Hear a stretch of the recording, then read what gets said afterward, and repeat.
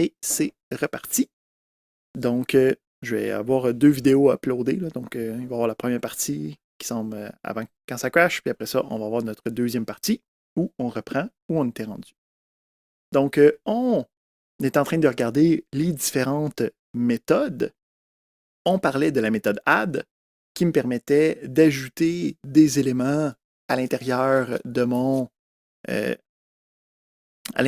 set. Donc, si les éléments sont des doublons, ils vont être insérés, donc il n'y aura pas d'erreur en tant que telle. C'est juste qu'il n'y aura pas doublement des éléments à l'intérieur. Donc, c'est pas un problème de ce côté-là. On est aussi capable d'ajouter des collections complètes avec l'utilisation de la méthode update qui permet de recevoir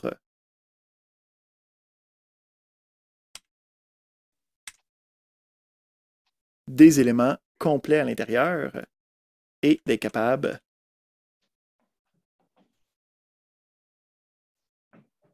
de les prendre. J'ai une question de Bertin. Hugo? Oui. J'aimerais savoir juste si c'est que les sets fonctionnent comme les ensembles en mathématiques. C'est exactement ça. OK, d'accord. En anglais, un ensemble, ça s'appelle un set. OK, d'accord, c'est bon, merci.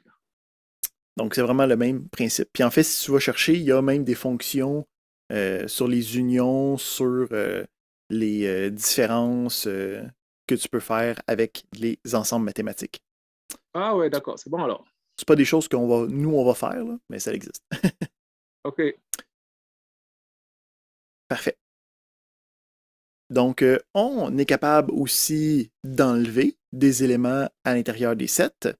Donc, on va avoir la méthode remove et discard qui vont être disponibles.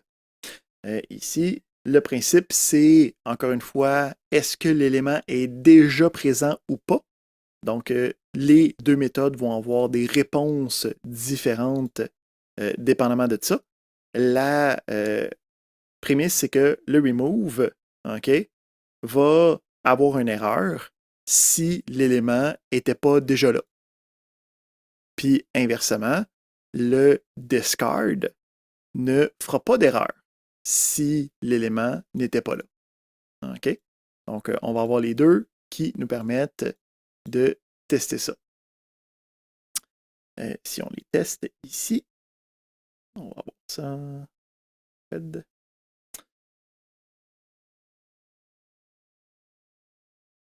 Donc, on l'affiche. Donc, je vais avoir le remove.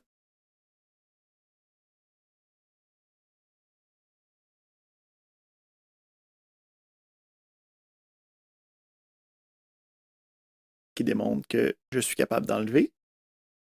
Puis, si j'essaye de le refaire, on va avoir le fait qu'il ait déjà été enlevé, on n'est pas capable. Ici, il y a une excellente question où c'est que oui, j'ai fait l'update. Puis si on regarde, l'ordre des valeurs n'est pas ordonné. Mais ce que j'ai dit, c'est que le set a sa méthode interne de détecter est-ce que les informations sont dupliquées ou pas. Donc, l'ordonnancement interne, la manière que lui décide de gérer l'ordre, c'est pas une méthode que nous, on est capable de comprendre. Donc, ça l'utilise des éléments de hachage, puis des éléments pour détecter les doublons, qui n'est pas un simple ordonnancement alphabétique ou mathématique. Donc, la manière derrière, l'ordre n'est pas ordonné comme nous, on s'attendrait. C'est normal. C'est comme le dictionnaire, l'ordre interne, c'est pas nous qui y touche, c'est pas nous qui le décidons. Ici, avec Karim, il nous demandait avec Update, est-ce qu'on est obligé d'envoyer une liste? Non, en fait, n'importe quoi qui est une collection de valeurs va être capable de travailler avec. Fait que tu peux aussi envoyer un set, admettons. Ça serait aussi fonctionnel. Si on revient ici, on avait le dernier qui travaillait, on avait la méthode discard qui me permettait de essayer d'enlever une valeur, mais si ça ne fonctionne pas, ça fait juste retourner rien. On a aussi la méthode clear, comme pour les autres, qui permet de juste supprimer la collection au complet. On est capable de traverser chacun des éléments du set, chacun des éléments de l'ensemble. Donc, on est capable, à l'intérieur du set, d'utiliser une boucle. Encore une fois, l'ordre n'est pas défini, hein? Donc faire attention, là. C'est pas nous qui décident est-ce que c'est un ordre alphabétique, est-ce que c'est un ordre quoi que ce soit. Donc, on va être capable de toutes les regarder, mais ça ne change pas l'ordre. Aussi, faire attention, cet élément-là, c'est par copie qui est amené. Donc, ça veut dire que si je change l'item, ça ne change rien dans mon set. Si je voudrais changer quelque chose dans le set, il faudrait que je le delete ou je le discard, que je le remove ou je le discard, pardon, puis que je rajoute une nouvelle valeur quelconque à l'intérieur. Ça, c'est bon. On a le dernier aussi qui va être la recherche. Donc, je peux utiliser le in pour savoir est-ce que la valeur existe à l'intérieur. Puis, ça va être capable de me donner une réponse positive ou négative, dépendamment.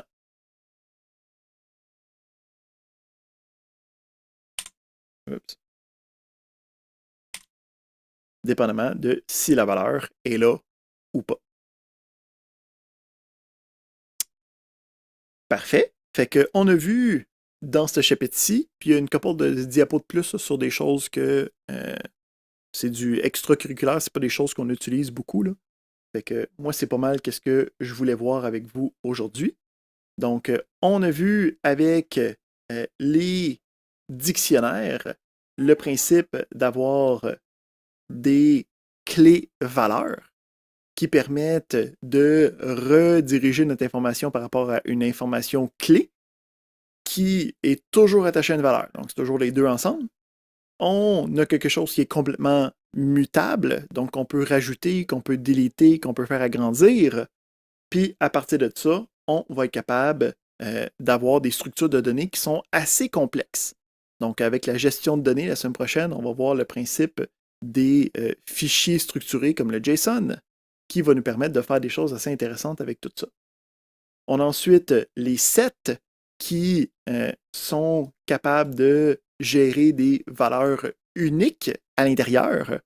Donc, l'ordonnancement est généré à l'interne, c'est pas nous autres qui décident, mais on peut rajouter des choses tant que les choses, seulement les choses uniques vont être gardées une seule fois.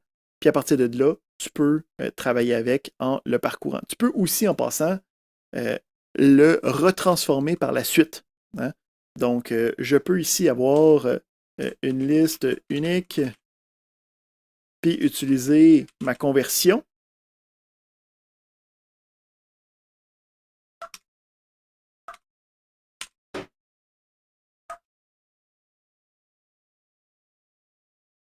Puis ça devient une liste où c'est que là, je peux faire le sort, puis des choses comme ça. All right. Super. On n'aura pas le temps de faire le chapitre 10 ce soir, parce que c'est quand même un chapitre qui va durer une bonne demi-heure, 40 minutes. Donc, faire attention avec ça. On va avoir donc la semaine prochaine le chapitre 10, notre dernier chapitre, et la gestion de données avec des librairies externes. Donc, la semaine prochaine, on va aller regarder comment utiliser une librairie qui s'appelle Pandas, qui me permet de faire de la grande gestion de données. Je vais voir, peut-être qu'on va laisser tomber le chapitre 10, il est peut-être moins important que les autres. Fait que je vais voir dans l'horaire du temps comment ça s'agence avec ça. Fait que ça fait pas mal le tour des éléments que je voulais aller regarder avec vous aujourd'hui. Fait que on va avoir notre période d'exercice, comme d'habitude. Donc, on va avoir les exercices du chapitre 8 et les exercices du chapitre 9. On se met de côté le chapitre 10 pour cette semaine. Comme d'habitude, les solutionnaires vont aussi être disponibles à partir de la semaine prochaine. Autrement, je pense que ça va être ça. Encore une fois, je vais fermer le Zoom pour l'instant. Je vais mettre les choses sur YouTube. Ça devrait être 2 vidéos, là, fait qu'il va y avoir comme une partie 1, partie 2. Faites attention, puisque mon Zoom a crashé entre les deux. Mais autrement, la deuxième partie du cours va être là pour faire différents exercices. Donc, une fois que je vais réouvrir le Zoom, vous pouvez rejoindre et si vous avez quelconque question, venir me les poser, venir regarder avec moi certains numéros ou n'importe quelle autre chose comme ça. Est-ce qu'on a des questions avant qu'on se laisse pour aller commencer notre période d'exercice?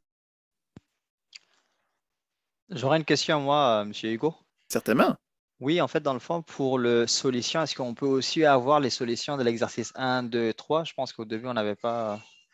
Les chapitres 1 et 2 sont pas. Il n'y a pas d'exercice qui venait avec. Fait que, je pense me que semble c'était le chapitre 1. 3. Oh, oui, on Je vais avait regarder, là, mais en tout cas, je sais que les chapitres 1, il n'y en avait pas. Là. Fait que, Ouais, mais je vais garder pour. ça a valider. commencé à partir de chapitre 2, dans le fond, oui. Ouais, Vous c'est avez ça. raison. Parfait. Donc, si vous avez la possibilité de le mettre, ça va être parfait. Oui, parfait.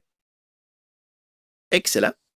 Donc, pour l'instant, je vais fermer notre enregistrement.